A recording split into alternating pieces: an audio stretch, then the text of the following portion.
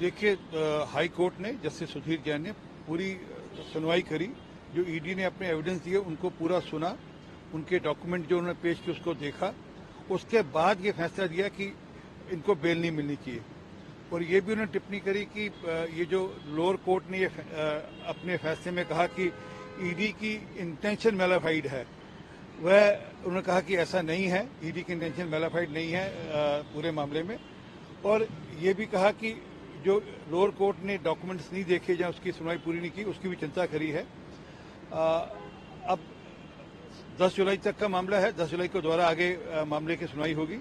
जब तक के लिए केजरीवाल साहब के पास अधिकार हैं, वह अगले कोर्ट में ऑलरेडी सुप्रीम कोर्ट गए हुए हैं।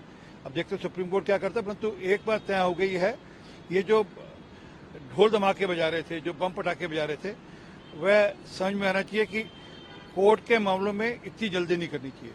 आप कह रहे हैं कि हम हाईकोर्ट के फैसले से असहमत है, सुप्रीम कोर्ट जाएंगे, चुनौती देंगे, जमानत पर आदेश को इस तरह से रोका नहीं जा सकता है।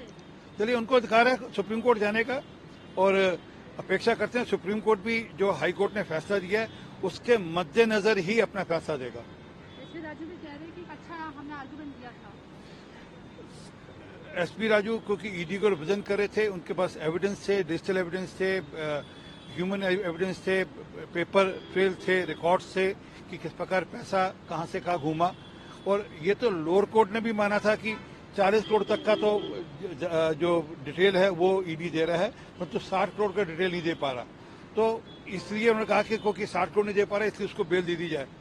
अपेक्षा करते हैं कि अब जो जिस कोर्ट में मामला जाएगा, हायर कोर्ट में, सुप्रीम कोर्ट में मामला जब जाएगा, तो सुप्रीम कोर्ट भी इस सारी बात को मद्देनजर रखते हुए फैसला करेगी।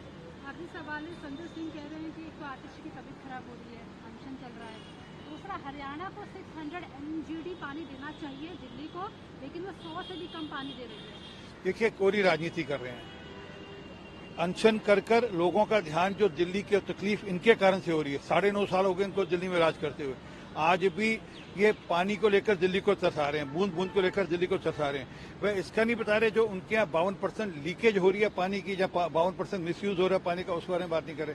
ये उस बारे में बात नहीं करे कि किस प्रकार से एक 600 करोड़ रुपए के मुनाफे की कंपनी को 73,000 करोड़ रुपए की घाटे की कंपनी कैसे बना दिया। तो दिखता है कि दिल्ली जल बोर्ड इनके रहते हुए किस प्रकार नुकसान में गया, और दिल्ली जल बोर्ड के अंदर जो इंफ्रास्ट्रक्चर पे पैसा लगना चाहिए था, आज भी दिल्ली के अंदर जो आज से 9 साल पहले ट्रीटमेंट की कैपेसिटी थी, आज भी वही है 1000 MGD। इन्होंने पिछले 9.5 साल में वाटर ट्रीटमेंट की कैपेसिटी नहीं बढ़ाई।